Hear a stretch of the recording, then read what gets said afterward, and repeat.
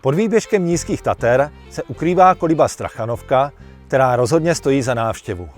Naleznete ji nedaleko Liptovského Jánu v Jánské dolině. Ochutnáte v ní i naše výrobky. Volám sa Milan Faber a chcem vás privítať v hoteli Strachanovka Jánska koliba. Naším cieľom je pre zákazníkov vytvoriť priestor pre tradičné Slovensko v srdci Liptova. Úcta k tradícii, salašníctvu a poctivá slovenská kuchyňa pre nás to nie sú len prázdne slova. Bez kvalitných surovín by to nešlo. Preto sme radi, že sa nám podarilo nadviazať spoluprácu so Savenciou, ktorá už trvá 15 rokov. Základom našej kuchyne je brinza, ale využívame aj ďalšie mliekarenské produkty typické pre slovenskú tradičnú kuchyňu. Od Savencie odoberáme aj napríklad pereničky, oštiepok alebo korbačiky.